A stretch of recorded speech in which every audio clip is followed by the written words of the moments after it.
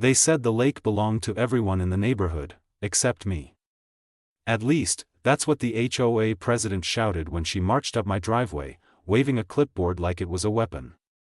Within days, I was flooded with letters, threats, and even a police visit. All because I refused to bow to their so-called rules.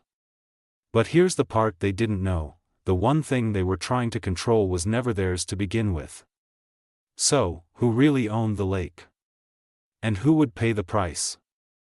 When I first moved into the lakeside neighborhood, life seemed almost too perfect. The houses looked like they had been copied straight from a glossy real estate magazine: fresh paint, neatly trimmed lawns, and American flags fluttering in the breeze. It was the kind of community where joggers waved at strangers, kids rode their bikes in small packs, and couples sipped wine on their porches as the sun melted into the lake. To most people, it looked like a dream. To me, it was supposed to be peace. I had spent years saving for this place, and when I finally found a property with a private dock and a clear view of the water, I knew it was worth every sacrifice. My plan was simple: work during the week, fish on weekends, and build memories with my family in a place that felt like home.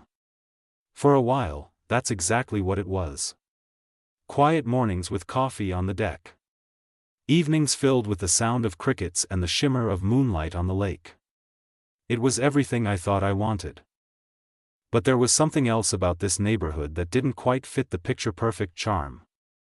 At the center of it all sat the HOA, a group of neighbors who wore their authority like a crown. They weren't just organizing community barbecues or setting up yard sales. No, they had a rule for everything. Grass couldn't be higher than 2 inches.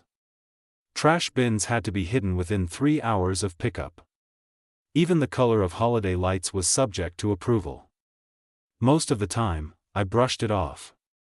I wasn't looking for trouble, and as long as I kept my property neat, I figured I'd be left alone. Still, there was one person who made it impossible to ignore: the HOA president, a woman everyone whispered about but never confronted. She seemed to patrol the streets like it was her personal kingdom, jotting down notes about who parked too close to the curb or whose shrubs grew a little too wild.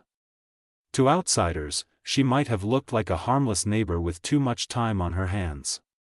But inside the community, she was the storm everyone tried to avoid. For a while, I stayed in her good graces. My lawn was tidy, my mailbox polished, and my driveway always clear. I didn't make waves. But as I would soon learn, it didn't matter how careful you were: if the HOA decided you were a problem, you were a problem.